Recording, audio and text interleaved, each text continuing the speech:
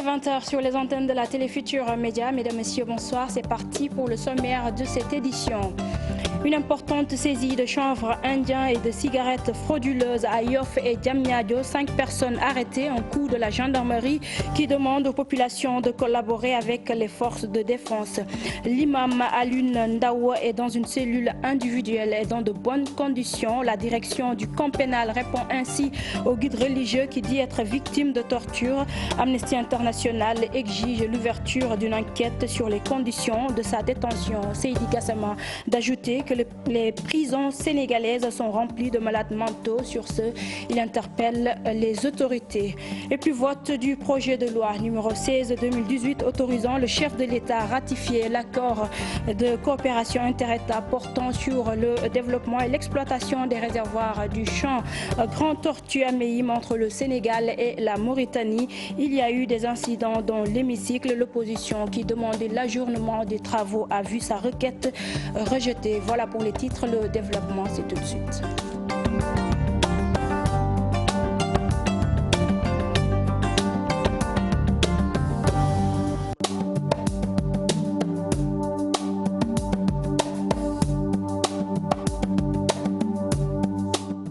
Bonsoir à tous et merci de nous recevoir chez vous. Plus de 300 kg de chanvre indien et 78 cartons de cigarettes de marque Oris ont été saisis par la gendarmerie. 5 personnes ont été arrêtées, 3 à bord d'une fourgonnette qui transportait les cigarettes et 2 autres ayant dissimulé le reste de la marchandise dans un camion citerne. Les détails, c'est avec Adiatala. Les hommes en bleu n'ont pas chômé. Ils sont rentrés d'une opération de sécurisation avec une grosse prise. Des centaines de kilogrammes de chanvre indien ont été saisis et 2 trafiquants alpagués. C'est pourquoi son véhicule a été dévié au fin d'une inspection par rayon X. Et l'imagerie a vite confirmé nos suspicions dans la mesure où il a été découvert et extrait du camion 304 kg de chanvre indien. Les occupants ont été immédiatement interpellés et mis à la disposition de la brigade de recherche de la Légion Ouest au fin d'une enquête. La gendarmerie ne s'est pas arrêtée à cette moisson. De fil en aiguille, elle a exploité une information qui a permis d'intercepter 78 cartons de cigarettes estimés à 54 millions destinés au trafic illicite. À la suite d'un renseignement faisant état d'un débarquement imminent de marchandises frauduleuses au quai de pêche de Yoff, nous avons mis en place un dispositif de filature. Celui-ci a permis d'appréhender 3 individus et une quantité de 78 cartons de cigarettes de marque Oris emballés dans 39 balles d'une valeur de 54 600 000. Nous avons fait notre procédure et avons déposé la fraude, les trafiquants au niveau de la direction de la subdivision des douanes. L'enquête se poursuit maintenant pour déterminer les commanditaires de ce trafic. Les éléments du général Messignon promettent de traquer les délinquants où ils se trouvent. Et ils ne demandent que la collaboration des populations pour vaincre le phénomène de la délinquance en particulier et de la criminalité en général. Adiatala, merci. Éducation, à présent, les étudiants de Saint-Louis maintiennent leur mot d'ordre de grève illimité. Ils précisent que le président de la République a fait fi de leurs revendications. Les grévistes exigent la lumière sur la mort de Fallou Sène et la démission des ministres impliqués. Alexandre Mapal Sambou, président de la coordination des étudiants de Saint-Louis, que je vous propose d'écouter au micro de nos correspondants Ousseynou Diop et Habib Sek. Le procureur de Dakar, qui naguère, lorsqu'il s'est agi de poursuivre un homme politique, s'est empressé de faire des conférences de presse pour informer. Mais monsieur le procureur n'a pas encore informé les étudiants, n'a pas encore informé l'opinion publique sur la situation ou l'évolution du dossier de Fallou Sène. Ce qui est malheureux, ce qui est regrettable. Et l'autre chose, c'est que le président de la République, il a fait un hors-sujet. Pourquoi il a fait un hors-sujet? Parce qu'il n'a pas compris, ou peut-être délibérément, il a voulu ne pas comprendre le libellé du sujet et sa consigne. Le président de la République a fait fi de la consigne et du libellé. Il a choisi un autre sujet et de parler pour des raisons que nous ne connaissons pas ou que nous ne voulons pas pour le moment évoquer. Pour ne pas spéculer, a préféré donner des mesures, prendre des mesures qu'il ne va malheureusement pas respecter. Mais je voudrais savoir quelle est la mesure prise par le président de la République sur la question du retard du paiement. aucune mesure n'a été prise. C'est la raison pour laquelle nous persistons et nous signons. La coordination des étudiants de Saint-Louis n'a jamais levé le mot d'ordre. Le décret de grève illimité est en cours. Nous restons à l'université Gaston Berger de Saint-Louis où les syndicalistes du CROUS ont tenu une assemblée générale. Ils déroulent le tapis rouge pour le nouveau directeur et encouragent le nouveau recteur et encouragent le président Macky Sall à être ferme pour ne pas céder aux exigences des étudiants de l'UGB qui demandent la démission de 3 ministres. Birima Ndiaye appelle les étudiants à la retenue. Le voici au micro de Ousseynou Diop. Nous demandons la collaboration, la cohésion et que ce que M. Ibrahima Diop a fait ici comme acquis, que ces acquis soient continués pour qu'il fasse mieux même que Ibrahima Diop, ce que nous le souhaitons. Nous ne souhaitons jamais que des ministres se démissionnent parce qu'il y a un problème dans les universités. Ce qui s'est passé au Sénégal, ce n'est nullement la responsabilité du ministre de l'Enseignement supérieur, nullement la responsabilité du directeur du ministre de l'économie et des finances. Ce n'est pas normal qu'il y ait des fonctionnaires dans un gouvernement ou dans un service qu'on demande la démission du ministre de l'économie et des finances et du ministre de l'Enseignement supérieur. C'est inacceptable même. Si le président Macky Sall cède à cette décision, mais c'est très grave pour la nation sénégalaise. Demain, même le poste du président de la République serait vulnérable. Attention, le Sénégal compte 16 millions d'habitants. Beaucoup de dossiers. Les étudiants ne font pas 1 million d'étudiants. Pourquoi demander la démission du ministre de l'Enseignement? C'est irresponsable même. Je pense que ce qu'il devait faire, c'est ce que le président a fait, de demander leurs conditions de vie et jamais que les bourses vraiment qu'on les paye après le 5. Qu'on paye maintenant à partir de 5 les bourses des étudiants. Qu'on respecte le contrat qui nous lie à eux, qu'on améliore les conditions de travail. Ça a été fait. Je pense que c'est ça la bonne mesure et le président l'a fait. En tout cas, nous demandons au président de la République de ne pas toucher à ces ministres qui n'ont rien fait. La coordination nationale des techniciens supérieurs du Sénégal a déposé un préavis de grève ce 30 mai. Les étudiants exigent une augmentation des bourses et de meilleures conditions de travail. Ils menacent de boycotter les examens et concours prévus très prochainement. Ils faisaient face à la presse ce matin, compte rendu de cette rencontre avec Souadou Ndiaye et Khadim Sissé. Nous allons paralyser les cours d'abord dans nos établissements et aussi aux alentours de ces établissements. Ce sont les mots du président de la coordination nationale des techniciens du Sénégal. En conférence de presse ce matin à CFPT Sénégal-Japon, il déplore les mauvaises conditions d'études et sociales. Cette année-ci, les autorités étatiques ont décidé de supprimer les trousseaux des étudiants en BTS. Donc, et comme vous savez que la formation professionnelle et technique coûte cher et que nous ne pouvons pas faire notre formation correctement sans avoir certains matériels, nous ne pouvons pas faire notre formation correctement sans avoir des bourses dignes de ce nom. Ces techniciens supérieurs exigent une augmentation de leur bourse à hauteur de 40 000 francs. Nous confrontons à d'énormes problèmes pour percevoir nos bourses.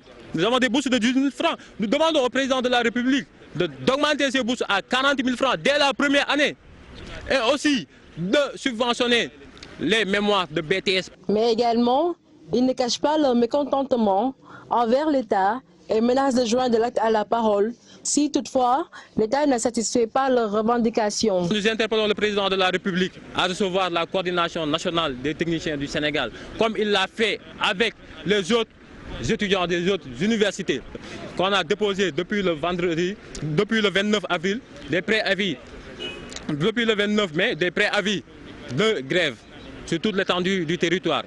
Nous menaçons même de perturber les examens qui vont venir, le bac technique et même les examens professionnels qui vont venir, le BEP et BTS et autres. Et nous sommes prêts à assumer les responsabilités. La coordination nationale des techniciens du Sénégal, regroupant toutes les amicales des lycées techniques, dénonce la politisation de la formation professionnelle et technique avec l'école entreprise. Souadou Ndiaye, merci. Direction l'Assemblée nationale pour retrouver Alassane Ba. Alassane, bonsoir. Moustapha Niass.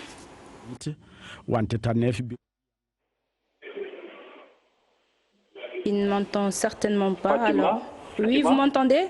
Oui, Fatima. Bonsoir Alassane. Bonsoir Fatima. Alors dites-nous que retenir ce soir? Retenez pour le moment que la session est suspendue, le temps de permettre aux uns et aux autres de pouvoir effectuer la rupture du jeûne. Le Ramadan oblige. Mais retenez que en ce qui concerne le projet de loi dont on va aborder, le projet de loi concernant le champ gazier qui relie les deux pays, le Sénégal et la Mauritanie. La session a démarré vers les coups de 16 heures passées. Retenez qu'il y a eu des incidents qui ont débuté après lecture du rapport. Le député Ousmane Sonko et deux de ses collègues ont voulu prendre la parole et ont remis au président Moustapha Niasse des bouts de papier. Mais sur celui du député Ousmane Sonko, il a fait l'erreur d'écrire questions préjudicielles, alors qu'il s'agissait d'abord d'aborder les questions préalables. Le président de l'Assemblée nationale, Moustapha Niasse, qui a jugé donc cette demande irrecevable, parce que tout simplement s'appuyant sur le règlement intérieur de l'Assemblée nationale. Donc il s'agissait d'abord d'aborder les questions préalables, ce qui a mis le député Ousmane Sonko dans tous ses états. Il a voulu prendre de force la parole. Et le président Moustapha Niasse, qui s'est opposé, a finalement boudé la salle. Donc ça en est suivi un désordre total. Quelques temps après, le président de l'Assemblée nationale est revenu après concertation avec les présidents des groupes parlementaires et de la coordonnatrice, donc des non-inscrits. Le calme est revenu. Fatima, après son appel à la sérénité, finalement les députés de l'opposition ont renoncé à prendre la parole. Cette question évacuée, Fatima, place maintenant aux questions préjudicielles. Le député Cheikh Bamba Dièye retenait à soulever une motion préjudicielle.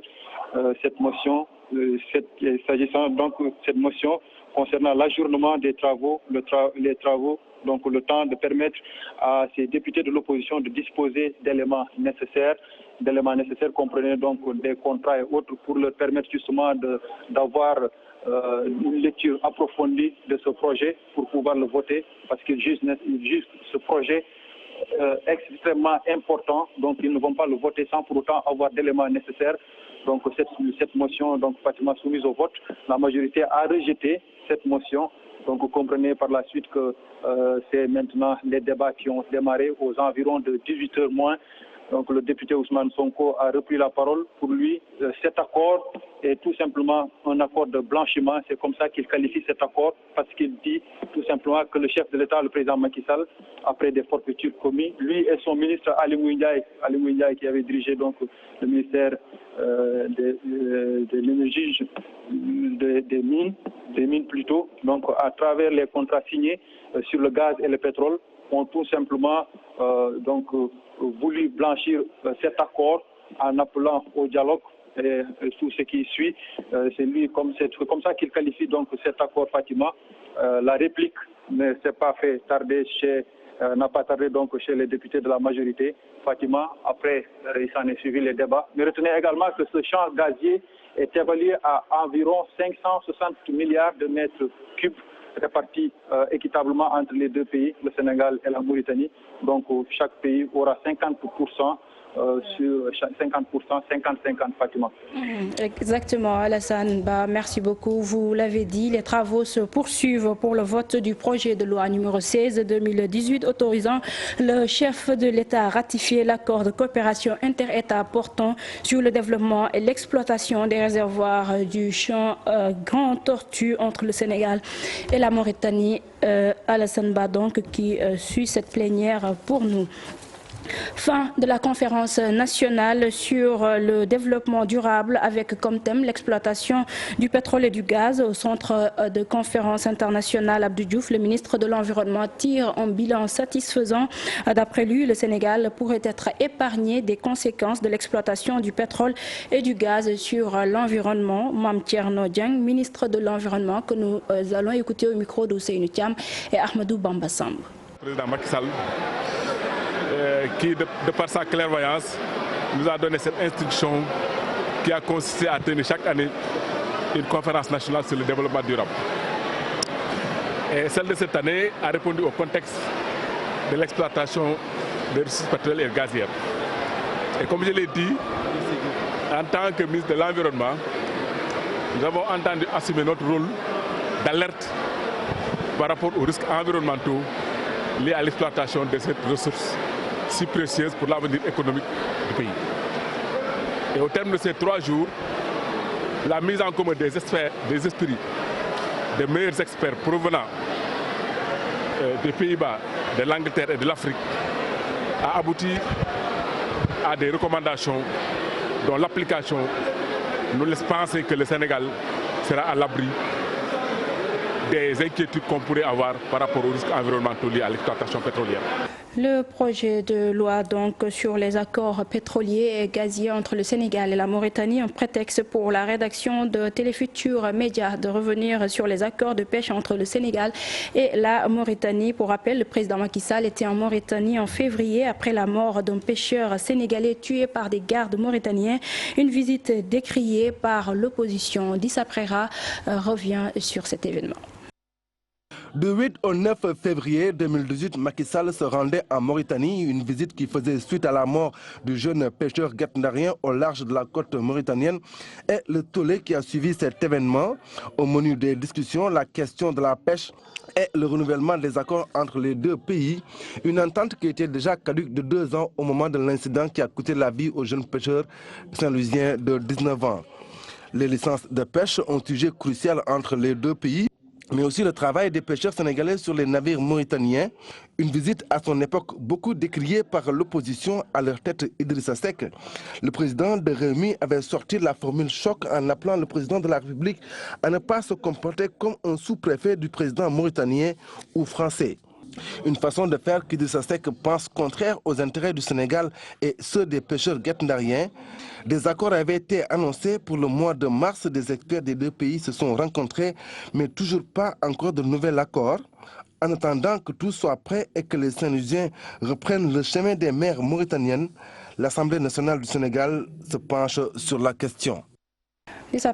Merci. Et puis cette brève, la SDE sort du lot sur la sélection pour la gestion de l'hydraulique. La Société des eaux, après l'ouverture des plis des offres commerciales, arrive en tête devant Veolia et Suez.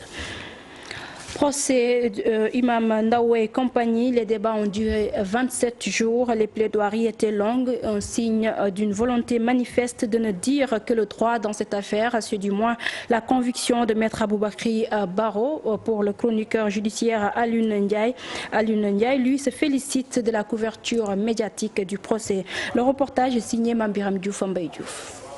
Leur demande de liberté provisoire rejetée après 26 jours de débat, marqué par les plaidoiries des avocats de la défense. Le travail a été intense et délicat, analyse l'avocat Maître Aboubakri Baro, qui suivait de loin le procès. Ils se sont donnés à fond.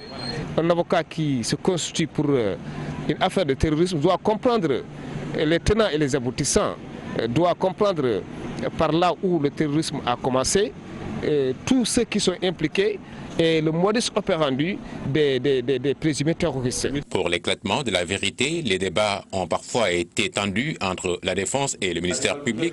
Le journaliste Aliou Diouf a vécu le marathon et c'était très enrichissant, dit-il. C'est la première fois que nous assistons à un tel procès, un procès parlant de faits d'actes de terrorisme et un procès où on juge vraiment autant d'accusés. Ça a été vraiment une expérience pour nous, une grande expérience pour nous, enrichissante. Juridiquement parlant, on a appris beaucoup de choses. Les conditions de travail n'ont toujours pas été faciles, ajoute-t-il. Par exemple, on n'a pas de salle de presse au tribunal. On se rabattait à la salle 5 pour vraiment écrire nos papiers à la pause. La C1. Également, le contrôle était très rude pour les journalistes en fait. Tout au long du procès, témoignages émouvants, déclarations fracassantes, dernier jour de plaidoirie, Imam Aliou Ndao s'est encore illustré, se disant victime de torture. S'il avère que tel est le cas, la lumière doit être faite et ceux qui seront jugés coupables de cela doivent être sanctionnés. Le 19 juillet, jour de vérité, si oui ou non, le juge va suivre le réquisitoire du procureur qui a demandé la perpétuité pour certains, l'emprisonnement de 5 à 30 ans de prison pour d'autres, l'acquittement pour le reste pour les chefs d'inculpation, entre autres apologie du terrorisme, appartenance à un réseau terroriste et financement du terrorisme. Mambiram Diouf, l'imam Alioune Badara Ndao est dans une cellule individuelle et dans de bonnes conditions. Ce sont là les précisions du directeur du camp pénal qui répond ainsi à l'imam Ndao qui dit être victime de torture. Du côté d'Amnesty International, on exige l'ouverture d'une enquête sur les conditions de sa détention. Ibou Diouf et Demano. Il aurait été soumis à des brimades dans les différents lieux de détention où il a séjourné. Imam Alim Ndao, à travers ses propos, accuse l'administration pénitentiaire de torture, celle-là qui apporte des précisions. L'imam Ndao est en cellule individuelle d'abord. Donc je ne peux pas dire qu'il est dans d'excellentes conditions, mais il est dans de très bonnes conditions, Effectivement, ce sont des accusations extrêmement graves, des allégations extrêmement graves que nous avions eues, nous, il y a plus d'un an, de la part de la famille d'Imam Ndao, parce que malheureusement, c'était seulement sa famille restreinte qui pouvait leur rendre visite. Nous avons également eu de telles allégations de la part de ses avocats.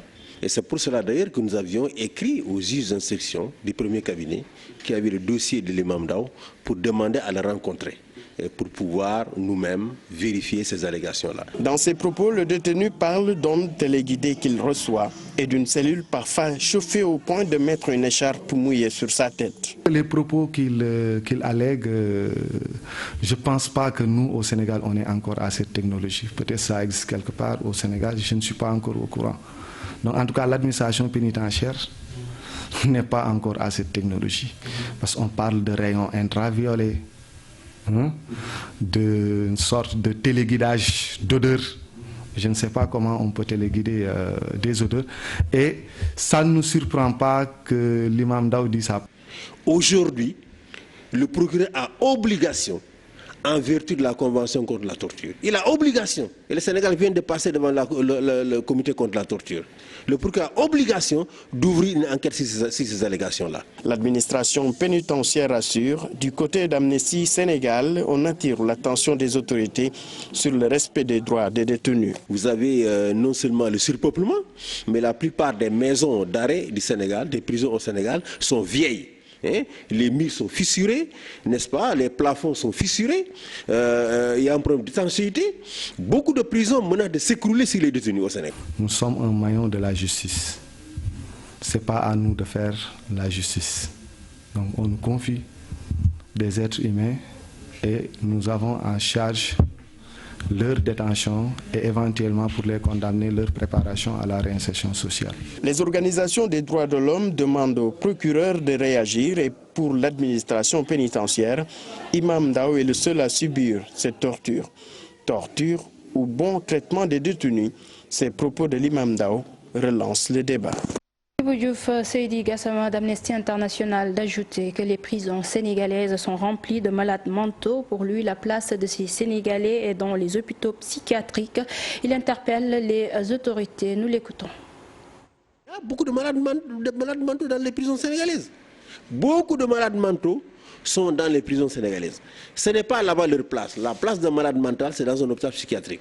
Parce qu'un malade mental n'est pas responsable de ses actes. Malheureusement, ici au Sénégal, chaque fois qu'un malade mental commet un crime, une agression, on l'arrête, on l'amène en prison. Parfois, c'est les parents eux-mêmes qui sollicitent justement la police pour venir arrêter des malades mentaux et les envoyer en prison. Ça est en toute illégalité. En toute illégalité. Voilà. Nous avons signalé ces cas au ministre de la Justice. En tout cas, certains de ces cas, on a signalé au ministre de la Justice qui nous avait promis de prendre les actions nécessaires. Nous allons vérifier cela très prochainement. Mais c'est illégal de détenir un malade mental. Nous parlons de tout à fait autre chose. Journée environnement de Dakar. La congrégation des filles de Marie a réussi cette année à mobiliser les écoliers autour d'un slogan « Un Sénégal propre, c'est possible ».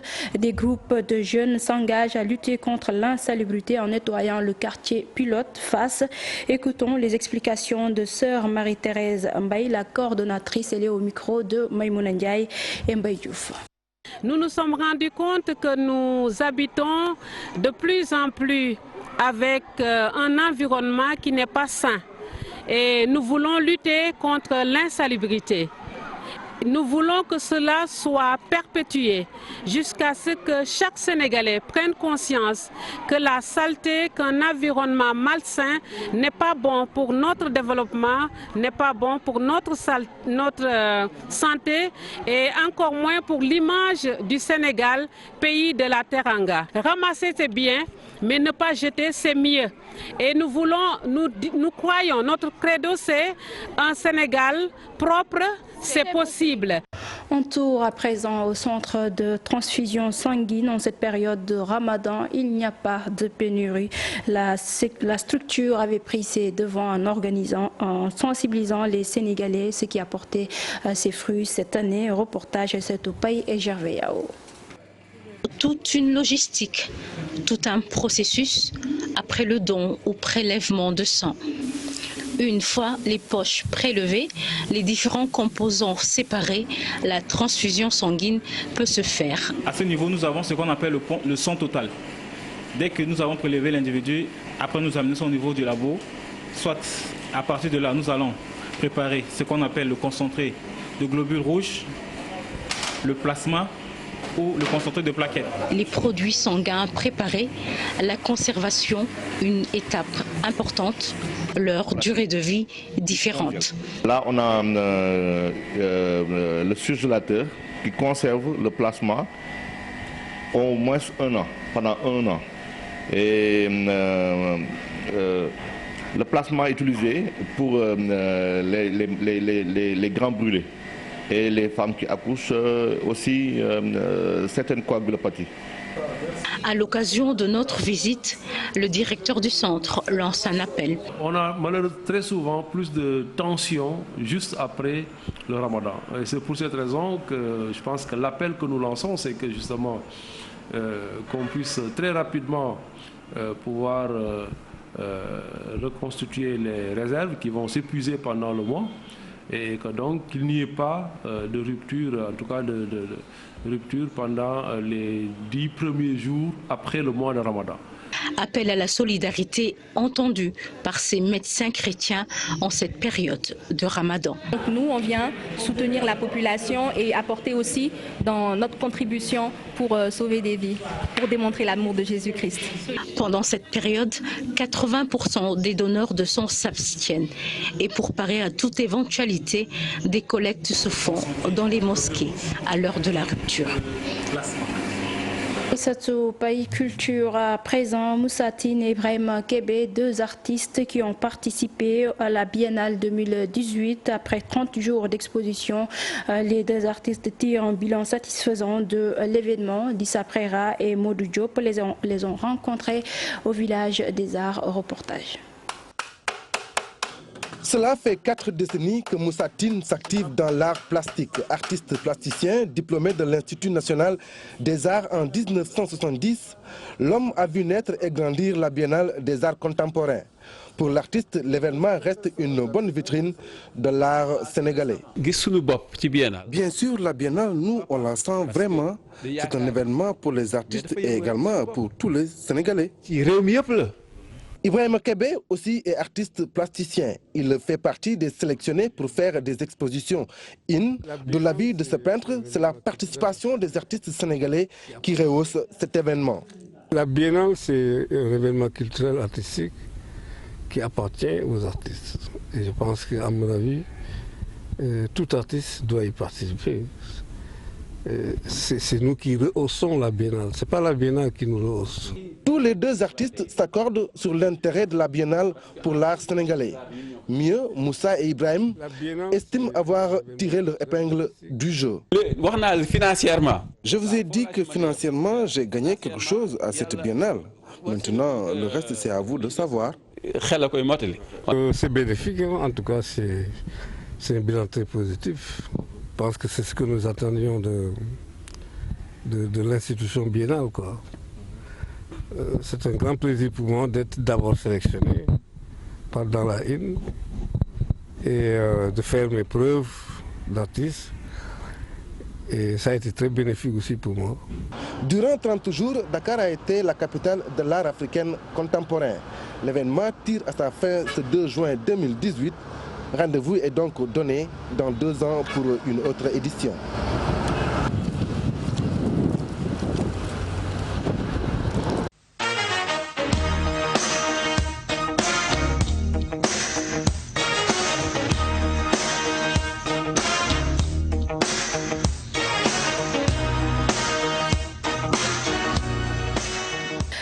La page page des sports que nous démarrons avec cette décision du Stade de Mbour de jouer contre l'Union sportive de Ouakam. Pour les dirigeants du club, c'est la seule façon d'éviter que l'équipe ne rejoigne la division régionale comme le prévoit le règlement. Mais cette décision est contestée par certains jeunes Mbourois. La correspondance est signée Abdourahmane Diallo et Mamadou Gueye. Le Stade de Mbour renonce à sa décision. Il va enfin jouer avec l'US Ouakam. Les dirigeants évoquent la raison. Le règlement dit qu'au bout de 2 forfaits, ça devient un forfait général et que l'équipe est reléguée en division régionale. Dans ces moments, nous, on a toujours soutenu qu'on n'allait pas jouer. Ça fait pas longtemps encore, je l'ai redit dans une radio de la place. Parce que ça a toujours été la position officielle du Stade de Mbour. Mais une partie de la population n'est pas d'accord avec cette nouvelle donne. Il y a une petite partie de la jeunesse de Mbour qui n'est jamais présente au stade, que je ne reconnais pas au niveau du Stade de Mbour, et qui sont là depuis le drame d'Embo Diop et qui se réclament parler au nom des Mbourois, qui veulent dire que ouais, ils sont prêts à reléguer l'équipe en division régionale, parce que pour eux, il n'est pas question qu'on joue contre Ouakam. Donc cette décision-là, j'ai voulu la partager, écouter, et puis sur quand même invitation de M. le maire Fallou Sylla qui m'a contacté, et les anciens présidents et anciens dirigeants du Stade de Mbour et le comité des sages. Quand je paye les salaires, je ne vois personne. Quand je convoque des réunions pour les cotisations, je ne vois personne. Je suis tout seul. Je prive ma famille, je prive mon entreprise pour le bien de cette équipe qu'on dit équipe commune. Donc j'aurais pu légitimement prendre cette décision-là, mais je ne le fais pas. Et là, actuellement, je pense que le Stade de Mbour est un joyau, c'est un legs, c'est un patrimoine, et je me dois de le léguer aux générations futures. N'empêche, les dirigeants du Stade de Mbour continuent toujours de réclamer justice. Il faut rappeler que ce drame du Stade d'Embo Diop a entraîné la mort de 8 Mbourois. Football toujours, Sénégal-Luxembourg, match que vous avez suivi hier sur la Télé Futurs Médias, match de préparation disputé qui a permis au coach d'effectuer une large revue d'effectifs. Alioune Cissé déplore le manque d'efficacité de ses joueurs. Le travail va se poursuivre, dit-il. Je vous propose de l'écouter. Ce but-là qui pourrait en réalité ouvrir le jeu, on n'a pas pu le faire. Et c'est vrai que quand vous ne marquez pas contre ces blocs-là, contre une équipe qui défend, bah, ça les réconforte dans leur projet de jeu de continuer à défendre. Donc nous devons continuer à travailler. C'est vrai que avec toutes les occasions qu'on s'est créées et qu'on ne marque pas, c'est juste décevant. Que ce soit contre la Bosnie où on s'est créé des occasions, on ne les met pas au fond, que ce soit ce soir aussi, même contre l'Ouzbékistan aussi, on a eu quand même pas mal d'opportunités de marquer.